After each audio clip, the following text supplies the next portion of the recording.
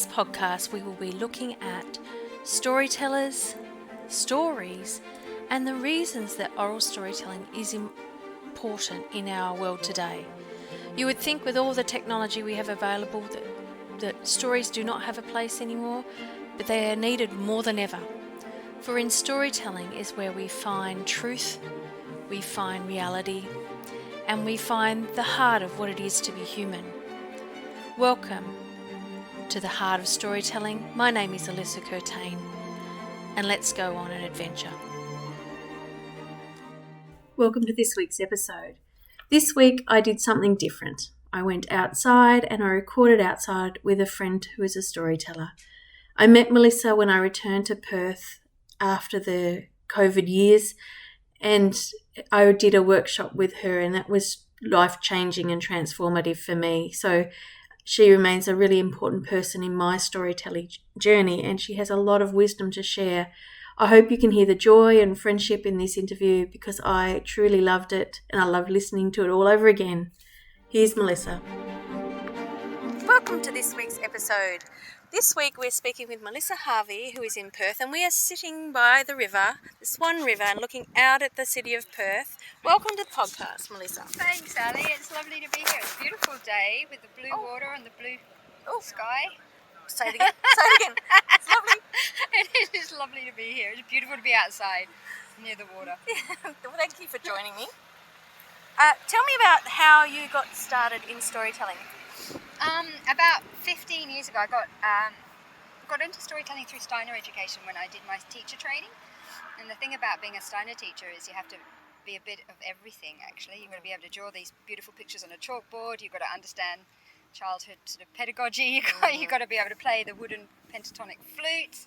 And you need to be a storyteller because the curriculum is delivered through stories. So it was a real deep dive into that. But you start with the fairy tales, and then you go into the fables and the great sort of Christian wonder tales, and then stories about the saints, and then all of the world's religions. You know, this great epic of Gilgamesh, there's Egyptian mythology, there's the Celtic stories, depending on the age of the children. So this is how you kind of introduce literacy and numeracy. So it became part of my training that way. But the first time I ever came across a story, and it was the story of Parsifal, told by the incredible Horst Kornberger, who was a mentor of mine for a long time.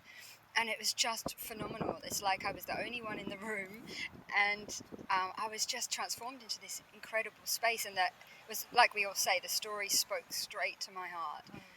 And from that time, I was just completely dedicated and committed. So long sort of fidelity to the storytelling process. When you're carrying a story every day of the term for years, it's basically daily learning a new story. And there's something that happens. It's very powerful when you give that kind of focus to storytelling. And and just things started to happen that were incredibly profound. And I thought, well, this is something that's obviously very familiar to my soul. My heart recognizes this kind of thing. And what happens when you tell stories to a group of people, whether it's children or adults, there's something very powerful that unfolds. So yeah, it's been absolutely core and central to my life since then. The weavings of other stuff that's come through, but at the center is this kind of essence or quality of the storyteller in wherever I am or whatever I bring. So it's interesting. It's a life path, very much a spiritual path for me. And it's everyone I've met who I cherish, every sort of professional occupation or new venture or creative outlet has come from this, has sort of been threaded into this core central space that you get into when you're telling stories of this deeply kind of, I guess, mythic unfolding. So it's very much I trust it now, I guess. After 15 years, I trust it as a profound sort of unfolding. Tell me more about this spiritual practice. Yeah, it's quite interesting. So I guess it can be described or summed up by what happens in a room when you're with people and you take an old myth or a deep tale, and you know this tale intimately well. You know, you've taken the time to learn about it, to sometimes travel to the place. You know, that this story has been whispered on the tongue to the ear for generations. You know, you get into into a space where it becomes a part of you, or you inhabit the story, or the story inhabits you, which is quite commonly the term that's used in that respect.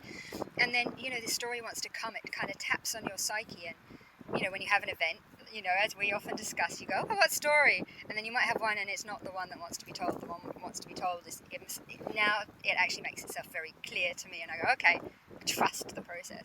And what happens in the room is that answer to your question, I think, is that something so deeply profound happens, that there's a disillusion of the masks or the distance between us that happens. And then everyone journeys together in this sort of imaginative story, and we sort of share these images, and there's something that moves in the room, something that's full of grace in that moment. And I've heard it called a lot of different things. I used to call it, or think of it, I guess in Steiner terms, is the etheric of the storyteller, or this, I guess in my case, the Madonna's cloak that kind of inhabits this space. It's a very real tactile energy. But recently I've been thinking about it in a different way, as kind of a divinity or a grace that comes into the room. So everything breaks down, all of those barriers, and that's for me what story is, that connection. Because suddenly you have people very raw, very real, very authentic, sharing their experience of the profound moment in the story, which is the kind of work that I do with stories, or something that's happened to them, or where their greatest wounding or their hurt. And it's not kind of just that toxic vicarious trauma dumping. It's a real encounter and exchange with people in that moment. And I think that's what I love most. They're the most profound moments of my life, where I've been telling a story and it has deeply impacted me, and it's impacting a room of 20 or 30 people, or a TP with 20 or 30 people, and suddenly you all have this deep sense of shared meaning. But something is alive in that moment that is so real. It's like a soul encounter. And I've had people come up. I had a beautiful man called Rusty for years. He used to drive about 4 hours round trip with his partner, and they were a lovely couple. And he would come to the storytelling events we would hold monthly in the hills.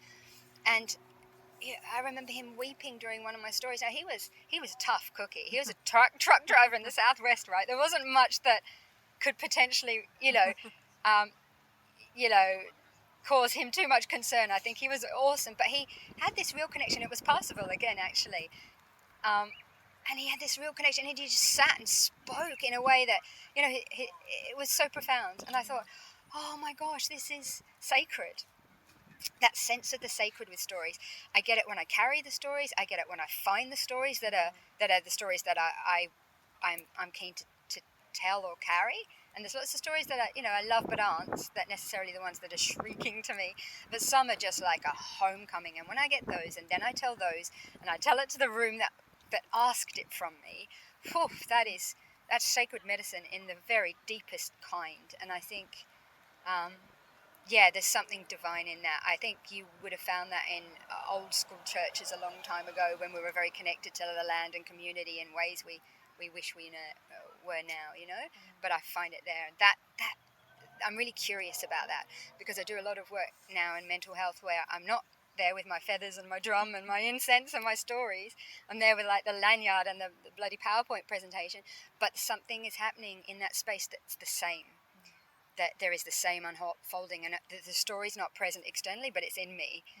And I'm talking about sort of the pointy end of youth mental health or whatever, but the connection in the room is the same, and I'm so curious about that. This is the latest unfolding I'm looking into, is what's happening that breakdown, that there's a substance still in the room, which means I'm carrying it into that room, and the people that I'm dealing with in the room are meeting me in that, even though the story is not on my lips in the same way. So I guess that's a long-winded answer to the divinity aspect, but it's interesting. I'm so curious, and I can just continuously opening myself up to what is this sensation. It's a real lived experience, and you know this too as a storyteller.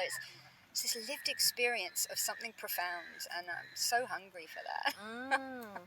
I wonder if it's something to do with you and your process and the work that you've done with yourself. Yeah, I think you're right, and I think that's so true for all of us, isn't it? My storytelling started off, as we all do, very aware of our voice and our breath and the bits of the story we missed out, and the person who was asleep in the back row, and all of this negative, terrible self-talk that we have for ourselves. And then, I think fidelity to anything that has a sense of something bigger than yourself. When you meet people, you know, who are really passionate about something, they've given their time to something, and yet, you know, had that sense of self-inquiry, I guess. And look, you know, there's many storytellers who speak about the cloak of the storyteller being covered in scars, and it's so very true. You can't tell a story, was my belief, unless you've been through the dark wood a few times and you've been into the underworld and survived and you've got the scars for it, and then there's that real understanding of different perspectives in the story. I think that there's something in that too. It's an embracing of the screw-ups in your life and the dark bits and all of that, and you have to look at that in the eye, and you have to really sit with that and glean the gold in that, you know, the gold that's at the roots of the tree as well as in the branches, you know. And I think, yeah, there's a certain, especially when you get to our age, a certain sense of peace, that the invitation to peace with all of the bits that you got wrong, and the mucky bits and the murky bits and the devastations and all of that, as well as those simple moments of joy. So yeah, I think all of that comes through. Yes. I hope something of that. I'm just at a phase where superficial conversation is difficult, you know. Well, like that. So in this world at the moment, but it's like, tell me the real, tell me where you hurt, tell me what you long for. You know, let's make that connection as real as possible, because we've got something to share in this moment. You know, the light in me, the light in you, spirit in me, spirit in you, and if that sense of it getting more important than ever to just cut to the chase and be real, and the superficial. I think that's the other part of being a storyteller too, is you are much less tolerant of the bullshit or the superficiality. It grates on you. It's almost painful when you see anything that's not truly aligned or authentic, and I would much rather have those authentic conversations sitting in the dirt, you know, than the inauthentic. It's not really where I want to be anymore.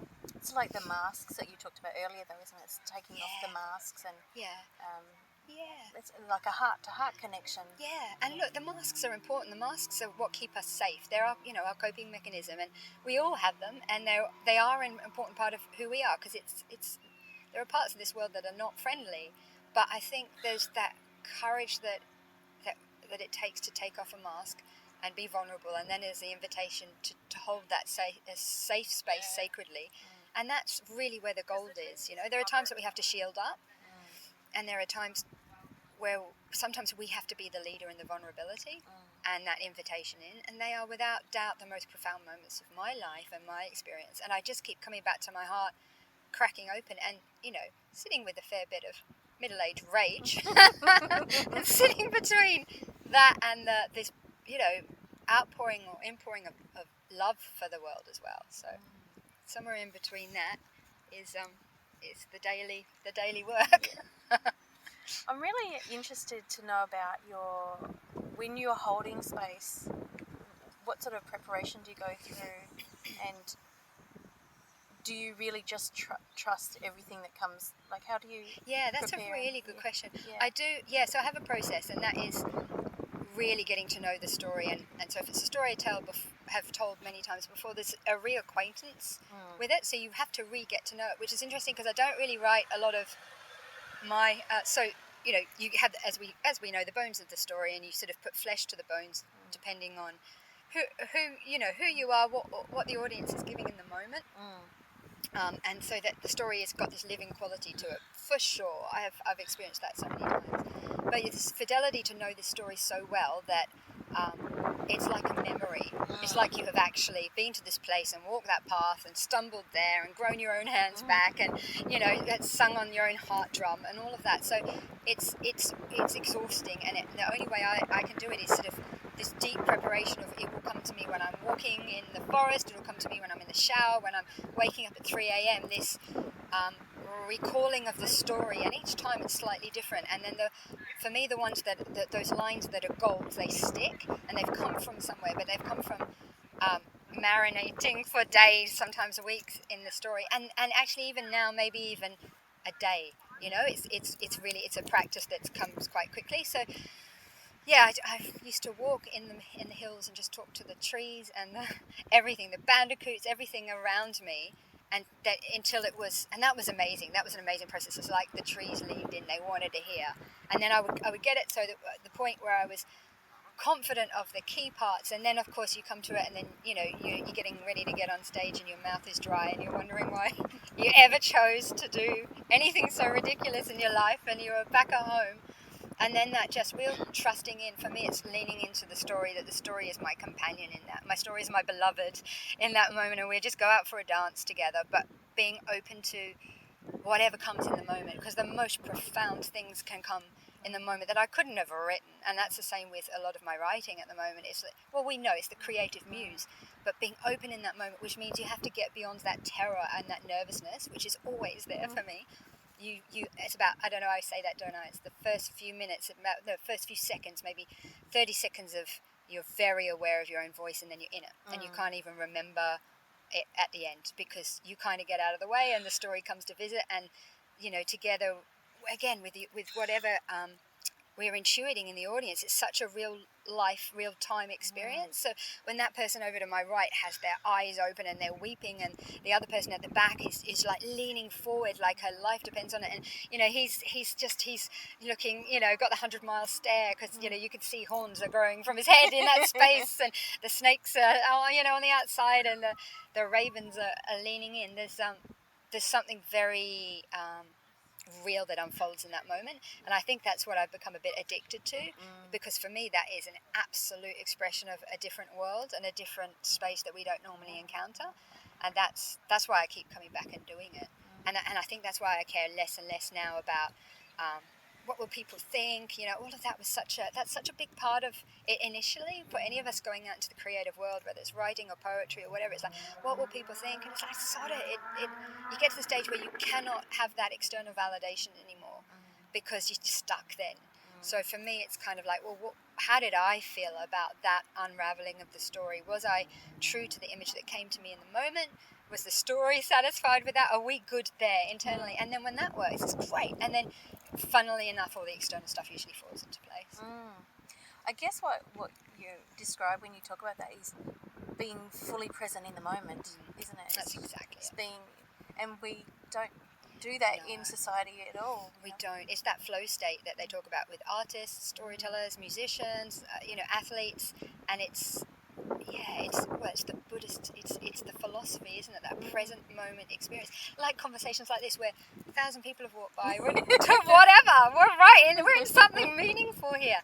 And that's the sacred. You can feel it. It's like if we were to tap in now to this heart space about how we're feeling. Oh, it's delicious. It's like, yes. And we can't live like this everywhere we go. I fully accept that, but if we can live with it sometimes, then I'm going to be okay. Well, and that's the addiction, though, isn't it? It's the addiction to being present in that moment. Yeah, because this is all we've got. Yeah. And this idea of these golden moments we create, like, if whatever your belief, I love this idea of, the Akashic record in the sky, this great library that records these kind of moments for eternity. So no matter what happens, there is a record of it somewhere. Like, yes, this is it. This is all that matters then. We seek out these genuine encounters, these loving connections, this compassionate space, and that's it. Doesn't matter. Nothing else. It doesn't matter about cars and houses and TVs and all of that. It's just we've got enough of those in our pocket. We've done okay in this life. Well, you've done a lot of work in Perth over the past 15 years, not only just with children in Steiner, but in mentoring other storytellers. Can you talk about that? Oh, including me. Yeah, Ali. Oh, that's beautiful. Yeah, that's some of my favourite work. That has been just that need to develop a community, I guess, of like-minded people. That was completely selfishly motivated.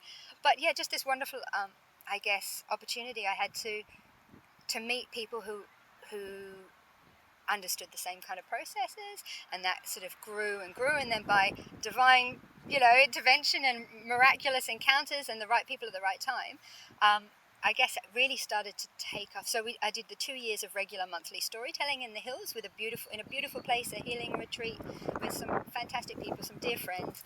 And so for 2 years we did that, and we had great sort of feasts and story events.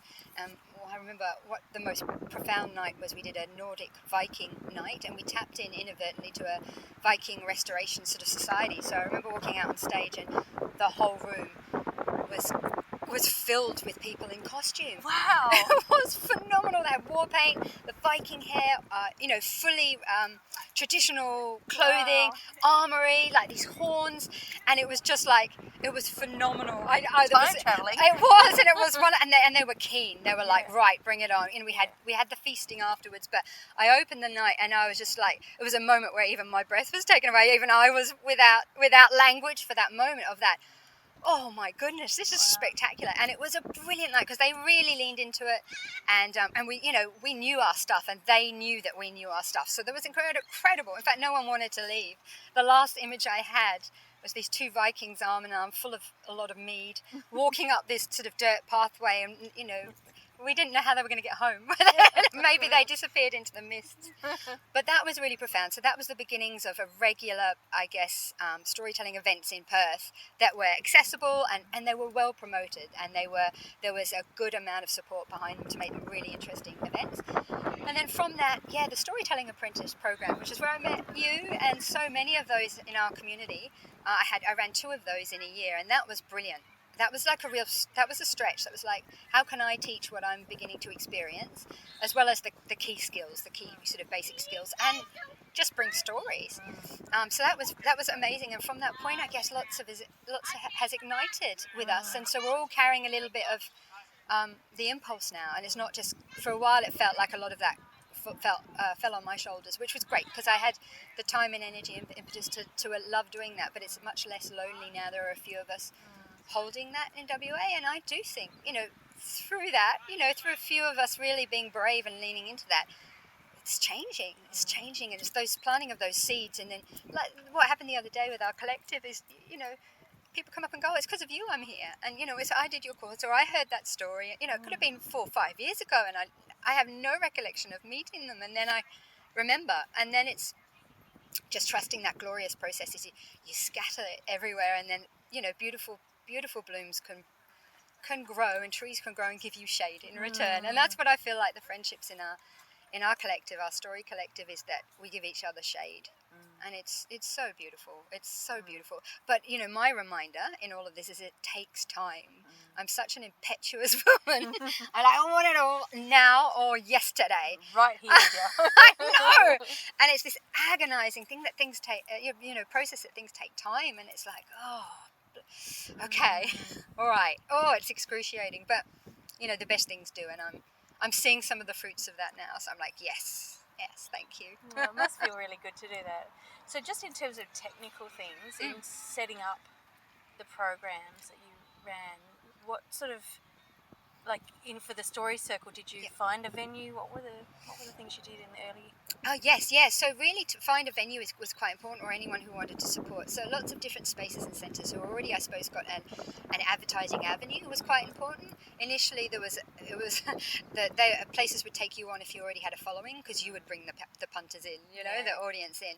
And I was really lucky to find people who already had established events and went, well, we think you're awesome, and we believe this storytelling is quite powerful, so bring it in. And so then it was the beautiful gift of having just the ability not to have to market the madness out of it, but just to be able to sort of pretty much turn up, and they'd welcome you on and then feed you afterwards. Like, that's a gift. But I think it's a combination of both: seeking out events, really having to lean into the stuff that no creative likes, which is the marketing and the event write-up and the photography and all of that, because you become very, very good at making sure you've got a few of the key picks in every event and all of that, and then you build it from there. So it's sort of a combination of reaching out and just the work models itself. And quite often, if someone was giving space and promoting, I would invite them in along, and then they get it. What I found is people go, what's storytelling? And then no, it's not reading, and it's not it's not up there reciting. Not theatre. Yeah, you're right. And not reciting from memory every single bit. It's something deeper. And as soon as someone's exposed to that, they go, and there's something in their psyche that remembers that this is an ancient art form. It remembers it from their childhood.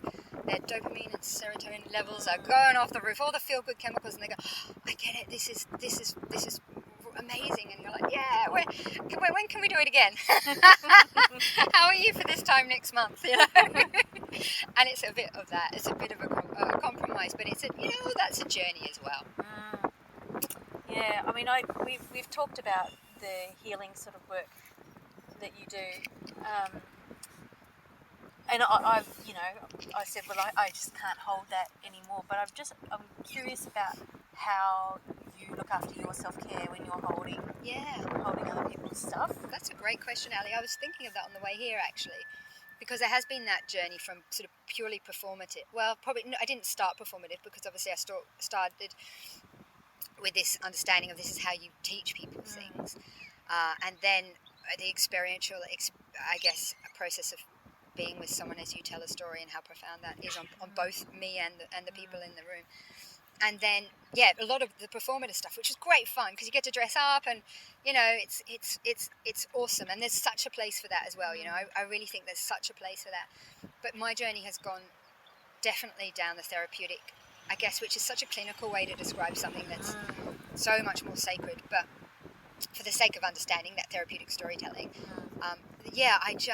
my whole life, after being in leadership in education for a few years and seeing the well-being crisis that we're in, and seeing how, whether it was with two really traumatized, stressed out, 14-year-old boys who just had a fight in the playground. They were back in my office, and I was sort of deregulating and co-regulating and de-escalating the tension. How even in that moment it worked, let alone it cut through those kids who couldn't sit still in the classroom. And then, of course, the work with adults, which is my absolute calling, because we all need something. And it's the imagination in that healing component, to get out of our own wounding and our own pain, and have a vessel where that can be held, that we can start to unpick it. And that's where we talk about that, the doorway in the story that got you, that claimed you, which being I guess a bridge to the psyche, where we might have some subconscious stuff to work on. And I've just over the years seen it so profoundly affect people. I did some work with a women's shelter last year. And that was some of the most profound work I did, because there were a lot of people in the room who had experienced things we would never wish on anyone, profoundly strong, amazing women. And I did 12 weeks or 8 weeks process with them, with story and poetry. And again, it's like you bring it with a humble quality, and a quality of, I guess, healing, or offering what you can, and being so present to the unfolding of who's there, in this capacity of healing and empathy, and it just is magnificent. It offers so much, because it's self-directed by the person. That's the other thing. It's this vessel to this container, for a safe container for other people to see themselves in these ancient stories. And when we've got stories that are hundreds or thousands of years old, as we know, that still resonate, you go, oh my God, it's not just me and my stuff and my life. This is bigger unfolding. This is a bigger thing that happens. Like, it's magnificent. And then there's this little drop of healing, and it just takes one of those to lubricate something magnificent in each of us. So I'm all of my storytelling, apart from a little bit every now and again, which is still fun, is given in a capacity to draw out a deeper meaning from people. And then that moment afterwards, it's interesting as a storyteller, and you'll know this, it can be quite vulnerable after you've told a story. You're knackered from all of that holding, and I know some storytellers, they just need to leave the space, and I totally get that. But I find, I found in the last few years, being present to that space, and I guess that's a strength that I've found in myself, to hold other people's grief, and sometimes that's an outpouring, and just listen and show up for that encounter is phenomenal. Like, it's as healing for me as it is for the people I'm with, and that space straight away after a story, for those following few hours, is so wonderful. If you can stay and lean into that, it's absolutely magnificent. It's like there's soul agreements going on in the room. And then after that, then I tend to flee. Then I run away for a couple of days. But I think there's something in that. But as you say, you need, I think, when you go into therapeutic, and I trained to be a psychotherapist. in creative arts therapy. So the training is necessary. I don't think before I did the masters. Before that, I couldn't. I was too raw in my own stuff and what it would bring up in me. So I think with the therapeutic storytelling, there is an aspect that needs to be held by the therapeutic process, which is a really safe and fantastic process. And then to have your own support networks and supervision and all of that kind of stuff to keep yourself safe, definitely. But yeah, it's the most profound healing. Healing, narrative therapy, storytelling, poetry therapy. It's the most profound, or any of the arts. But for me, that's my language, I think. Yeah, it sounds like it lights you up. It does. Can you tell? For me, it's not lighting me up. It's like torture. Yes. Yeah. But you know what? You're like getting on the stage with the guitar. Yeah. That lights you up. Yeah, It's it does. magnificent. Yeah, I'm in my zone in the performance space, and that that for It's me beautiful. is 30 years of already doing a lot of holding space for other people. Yeah. There comes a time where you go, no more. No more. No more. I've done enough here. I've done my service to humanity. Thank you very much. So what you've spoken about a couple of great memories that you've had during your storytelling career. Have you got any others that really stand out? Yeah. So one of the ones I look back to most, where I started to understand there was something pretty special unfolding, was when I was teaching and my class. So in Steiner, you have the same class for 6 years, and I didn't quite make a full 6-year cycle before I moved into leadership, but I did a few years, and so my class were very good storytellers. They weren't good on maths, because that was not my strong point. It's not my strong point, and I apologise to that class of children. They're probably still struggling with their fractions. But they were amazing storytellers, and we would have that routine of exactly 10:55 in the morning. We'd light our storytelling candle, and there would be a hush that would come over my class, because they knew we were in the serious business now.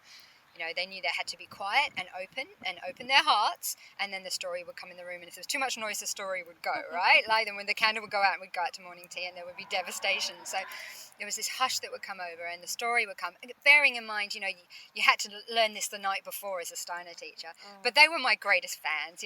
I knew 3 chords on the ukulele, and they thought I was a rock star. I love those kids. They're all grown up now, but they used to look at me with stars in their eyes, and that gave me permission to be fanciful and really take the story for a walk, Yeah. So they were. It was serious business in my classroom at 10:55 till about 11:15, and their wide eyes. But what started to happen is, because then we go out to morning tea or recess. What started to happen is there was some crows and Australian ravens that would sort of land at the door, and they were known to come and steal lunch out of lunchboxes all around the school. They were pesky, but I loved them.